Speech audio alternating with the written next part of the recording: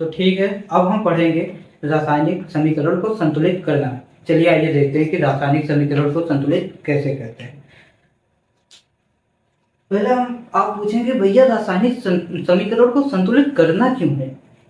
रासायनिक समीकरण को संतुलित इसलिए करना है कि रासायनिक अभिक्रिया में तीर के पीछे जितना मतलब कि परमाणु का द्रव्यमान होना चाहिए उतना तीर के आगे भी होना चाहिए। पर आप फिर भी पूछेंगे कि भैया ये बताइए कि द्रव्यमान बराबर होना क्यों चाहिए। आपने क्लास 9th में एक डिफिनीशन पढ़ी होगी कि द्रव्यमान संरक्षण का नियम, ये रूल आपने पढ़ा होगा, ये नियम आपने पढ़ा होगा कि द्रव्यमान संरक्षण का नियम।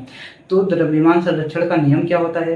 द्रव्यमान संरक्षण का नियम ये कहता है कि किसी भी रासायनिक अभिक्रिया में हम किसी भी पदार्थ का या न तो द्रव्यमान बना सकते हैं और ना ही नष्ट कर सकते हैं। ठीक है, ना ही उसको नष्ट कर सकते हैं और ना ही बना सकते हैं।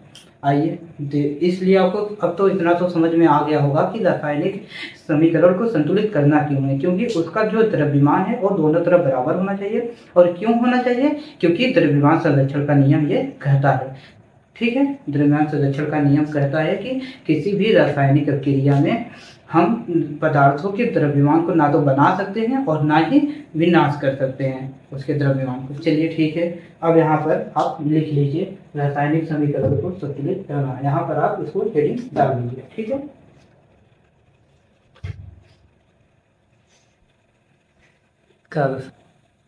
तो इसको संतुलित करने की दो विधि होती है, एक हीट एंड ट्रायल विधि होती है और एक विधि जो होती है उससे मैं आपको बताऊंगा वो एक सरल विधि है जिसको मैंने मतलब किया था, जो मेरे हिसाब से थोड़ा सरल पड़ती है। तो आप पूछेंगे कि भैया इसको करते कैसे हैं। तो पहला हो गया हीट एंड ट्रायल विधि, दूसरा जो मैं आपको बताऊंगा। तो पहले आइए देखते हैं कि हीट एंड ट्रायल विधि क्या होती है। तो जैसे एक रिएक्शन दिया है, यहाँ पर देख लीजिए, जैसे यहाँ पर आपने इसको कर लिया होगा, यहाँ पर ये हो रिएक्शन है H2 + O2 और यहाँ पर ये आके बनता है H2O। तो यहाँ पर अब आता है संतुलित करने का नियम। तो यहाँ पर देखिए आप दो हाइड्रोजन है, सही है। और यहाँ पर आप देखेंगे दो ऑक्सीजन है लेकिन यहाँ पर एक ऑक्सीजन है। तो आप इसको बैलेंस करने के लिए क्या करेंगे, यहाँ पर तो आप कहेंगे कि यहाँ पर 2 लगा दीजिए। जी नहीं, ये एक बिल्कुल ही गलत तरीका है, ऐसा नहीं होता है। आपको अगर लगाना है, आपको इसको 2 बनाना है तो आपको यहाँ पर 2 लिखना पड़ेगा। लेकिन जैसे ही आप यहाँ 2 लिखते हैं तो 2 दूने यहाँ पर 4 हो जाता है, यहाँ पर 4 हाइड्रोजन हो जाता है। तो आप क्या कहेंगे कि यहाँ पर अगर 2 लगा दिए, यहाँ पर 4 हो गया है तो यहाँ पर ये तो बराबर हो गया, ये 2 ऑक्सीजन हो गया, लेकिन यहाँ पर हाइड्रोजन जो है वो 4 हो गया। तो यहाँ पर हम इसको 2 कर देते हैं।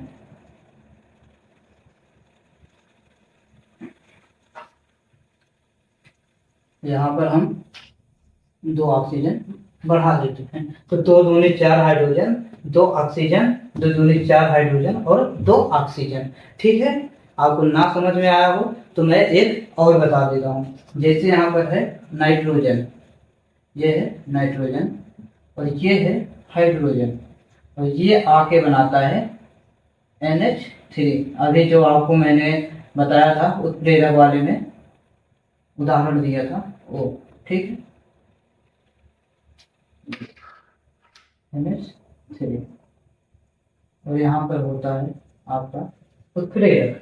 तो यहाँ पर 2 नाइट्रोजन है लेकिन यहाँ पर एक जो है नाइट्रोजन है और यहाँ पर ये कितना है, यहाँ पर ये 2 हाइड्रोजन है लेकिन यहाँ पर 3 हाइड्रोजन है। तो इनको बैलेंस करने के लिए हम क्या करेंगे, यहाँ पर आप कहेंगे 2 नाइट्रोजन है तो 2 लगा दीजिए, लेकिन यहाँ पर 2 3 6 हाइड्रोजन हो गया।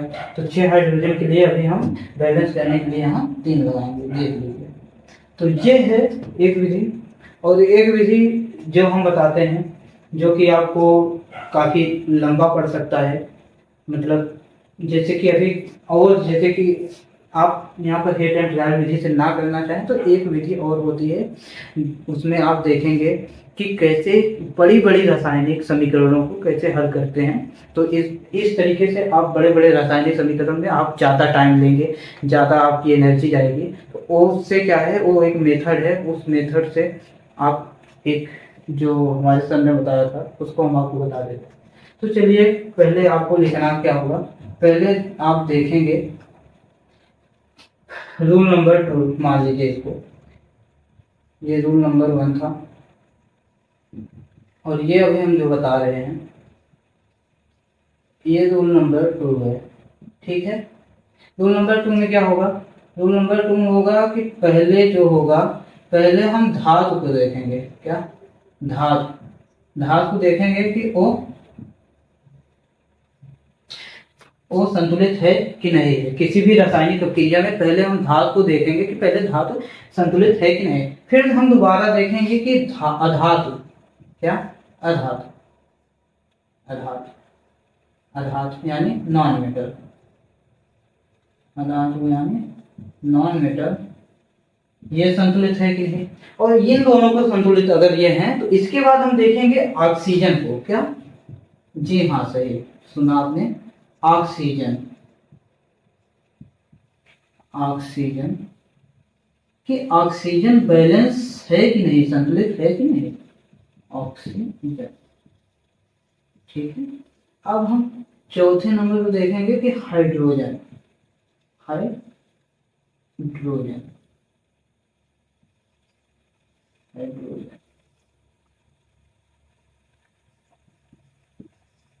हाइड्रोजन संतुलित है कि नहीं है। और फिर हम करेंगे रिपीट।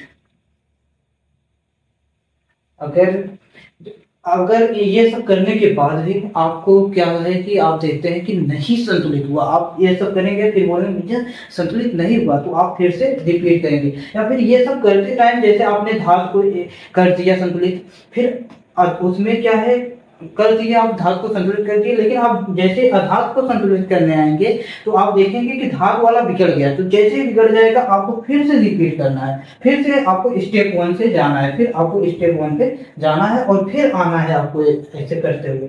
ठीक है, आप यहाँ पर ये सब देख लीजिए। चलिए आपको हम बताते हैं। तो आप पूछेंगे भैया हम कैसे जानेंगे कि धातु क्या होती है, अधातु क्या होती है? आप पीरियोडिक टेबल में अगर देख सकते हैं तो देख लीजिए अच्छे से। यहाँ पर हम कुछ बता देते हैं कि धातु क्या है, अधातु क्या है। ठीक है, जैसे यहाँ पर आप देखेंगे धातु में आ जाएगा आपका पोटेशियम, सोडियम। सोडियम क्या आता है धातु में, आप बताइए हमको। जी हाँ, आता है। उसके बाद आ जाएगा सिल्वर। ठीक है, आप यहाँ पर देख लीजिएगा कि समीकरण में ये सब चीजें हैं। अगर ये सब चीजें हैं तो वहां पर पहले इनको करेंगे आप संतुलित, फिर उसके बाद नॉन मेटल को पहले हम बता देते हैं कि ये सब आते कि नहीं। जैसे कि यहाँ पर कार्बन और कॉपर और मैग्नीशियम देख लीजिए। ठीक है, ये सब जो है धातु के उदाहरण है। और भी धातु मतलब आ सकते हैं इसमें कि ठीक है, मैं आपको समझा दिया हूँ, ज़्यादा समझाने की जरूरत नहीं है, आप इतने। ठीक है, अब हम देखेंगे कि अधातु क्या है। अधातु जैसे कि क्लोरीन हो गया, ब्रोमीन हो गया, सल्फर हो गया। ठीक है, आप वहाँ पर देख लीजिएगा क्लोरीन, ब्रोमीन, सल्फर। तो दोस्त यहाँ पर आपने देख लिया कि ये है धातु और ये है अधातु। ये सब चीजें जहां आएंगी पहले आप धातु को करेंगे बैलेंस, फिर आप अधातु को बैलेंस करेंगे, फिर ऑक्सीजन को आप बैलेंस करेंगे, फिर हाइड्रोजन को आप बैलेंस करेंगे। और नहीं होगा या फिर कहीं बिगड़ जाता है तो आप फिर उसको रिपीट करते हैं।